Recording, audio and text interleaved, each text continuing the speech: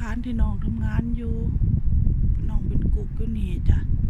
ถ้าว่าตอนนี้ปิดหน้าหนาวนี่เขาเจ้าสิปิดเขาเจ้าสิเปิด6 เดือนของเดือนหน้าซัมเมอร์ค่ะแล้วก็เดี๋ยวเขาก็เปิดแล้วอันนี้เรือเอาขึ้นไว้เพราะว่าในน้ำนี่เป็นน้ำแข็งแล้วก็เนี่ยเป็นทะเลสาบที่วิวสวยงามมาก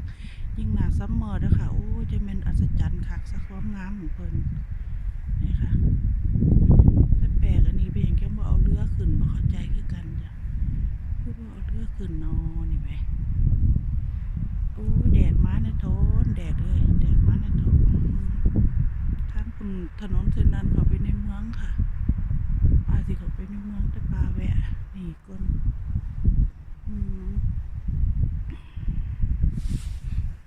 อันนี้ก็มีอันนี้คือกันมีตู้นี่คือกันค่ะนี่ตู้นี้ป้าเคยซ้อยเบิ้งแล้วนะคะเป็นเอาว่าแดนโวยคอร์ดตู้สำหรับใส่ถอยออกมาไปทะเลเดี๋ยวพาไปเบิ้งเรือค่ะอยากได้แดดเด้มาแห้งๆหน่อยแม่นี่ค่ะบรรยากาศตรงนี้จะเป็นภัตตาคารเนี่ยนะสวยงามมากโอ้ยขอบคุณมากๆเลยแสงแดดนะแล้วแดดกันโอ้ในหายไปอีกแล้วพริบตาเดียวด้วยค่ะน้องไว้โอ้มาแล้วก็หายไปซีเมนต์เนาะโอ้ลมก็แห้งแกพี่น้องเป็นลมแห้งคักจ้ะ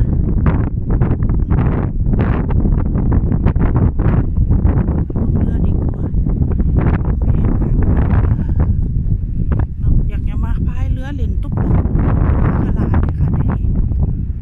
ตกปลาก็ได้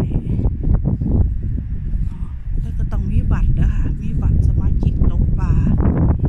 บัตรเสียภาษีอย่างต้นน้องนั่นแหละค่ะอันนี้เป็นลมแห้งแล้วพี่น้องเมื่อนี้แดดกันหน่อย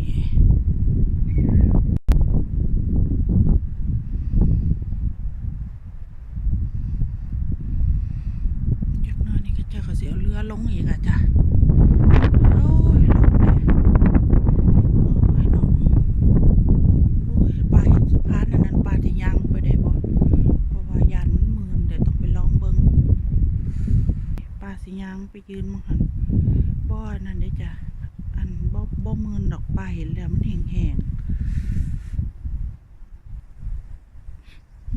ยืนนึกเด็ดในน้ำเลยค่ะ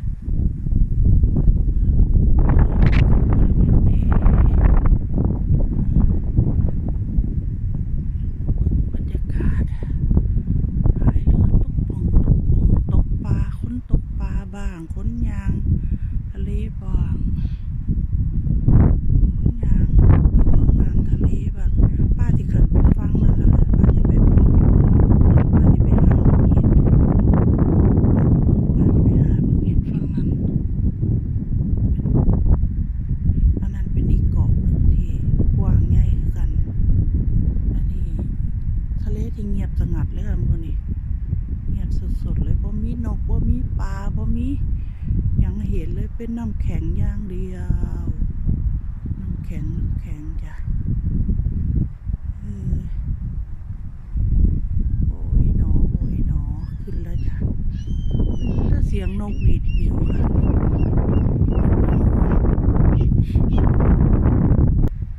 อยากพายเรือเล่นได้ตุ๊บป่องในน้ำเนี่ยนะได้เห็นว่าเป็นดอกจ้ะขี่คุยเพลงสั่นละยันจะหลมเปะแล้วกูเหรออันนี้ก็จะต้อง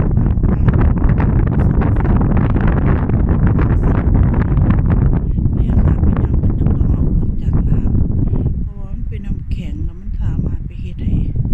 น้ำกับขังอยู่ข้างในขังอยู่ข้างนอกก็สามารถที่จะสีถลอกสีแตกหรือว่าไอ้ที่เคลือบที่ยังแตกนะ